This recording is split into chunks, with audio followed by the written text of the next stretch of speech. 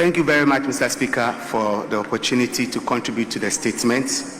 And let me also express my deepest condolences to the family of the late Charles Emisa on behalf of all of us, and in particular on behalf of the board and management of the Kolebu Teaching Hospital. Mr. Speaker, I also want to thank the minority leader for this statement. It's very timely, and he has set the tone for us to really examine the issues. Permit me to take us a bit down memory lane to remind us of something that is not too pleasant. In June 2018, it was a 70-year-old man, Mr. Prince Anthony Poku Echampong, who died after visiting 7 hospitals, including a hospital that his company supplies stationery to. He was a CEO of a stationery company, and they supplied stationery to this hospital, and he was turned away. And the explanation or excuse was the same. The then Minister of Health did his best, constituted committees to ensure that this will never happen again. Unfortunately, 8 years down the line, we have this time a younger person, strong person, an engineer, losing his life to a similar circumstance. Very, very, very unfortunate. But Mr. Speaker, when we say no bed in the hospital, what actually do we mean? A no bed could mean that there is no physical bed at the emergency. It could also mean that there is no blood if the managers anticipate that that patient will need blood, and so they want the person to go elsewhere. It could mean there is no a particular skill. For instance, an anesthetist is not there, and they think that that patient will require surgery. It could mean there is no theater space. It could mean there is no oxygen in this hospital. There is no ICU bed, but we think that this patient needs ICU care. It could mean there is no stroke bed, and therefore we are telling you no bed because you have a stroke. There is no doctor at this moment, so there is no bed. Mr. Speaker, but the most disappointing part is that no bed could simply mean that the staff are not willing to work. And that is the very, very sad part. This no bed could mean that a shift is about to end and someone is not willing to admit a new patient and do all the documentation, so turn the patient away. No bed could mean that the doctor is afraid to work or is tired and feels that if he touched that patient and the patient passes away, duty of care is established legally because he has touched the patient. So see no evil. I have not touched that patient, so you cannot blame me for it.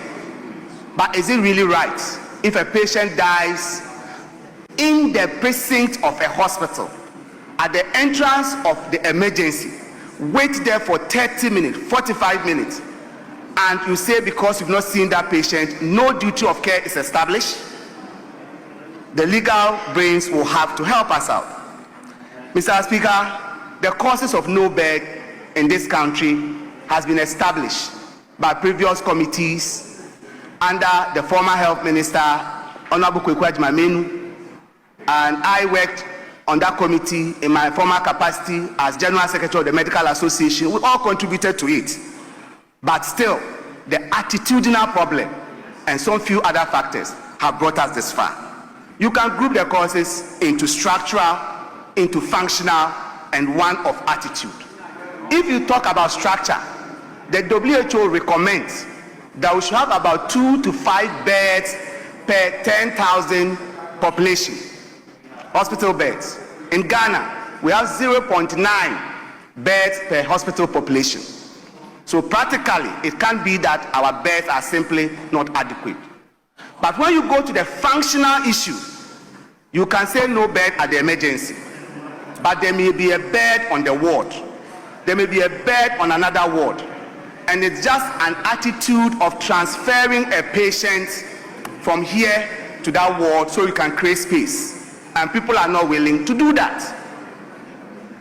Mr. Speaker, as mentioned earlier, Kolebu Teaching Hospital, where I preside as the chairman of the board, was the last place that this man had his last breath.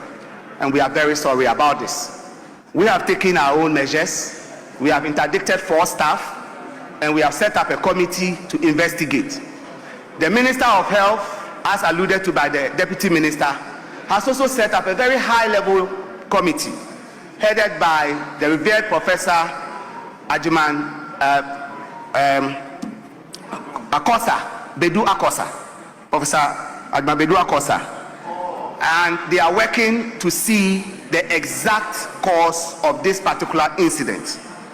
But I'm also proud to announce that to bring a comprehensive solution, building on the effort of previous ministers, the current Minister of Health had already set in motion a team to solve this situation comprehensively.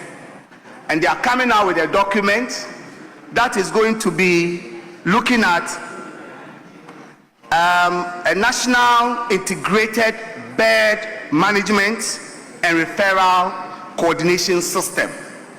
This will be backed by IT and is going to allow us at the real time to be able to tell the categories of bed that are available in a particular hospital. Whether you don't have stroke bed or ICU bed or bed for a pregnant woman or for a child. This work has been ongoing. It is unfortunate that while it was in its final weeks, this incident has happened. And the minister has asked the group to quicken up their work so that he can make a major announcement on this to bring a comprehensive change that would help. Can you tell us which hospital is willing to accept this patient? This is the current situation. I have had calls from a lot of colleagues here. They need a patient moved to Kolebu, and their response will be that there is no bed at Kolebu emergency. But when I call, there will be a bed. Why?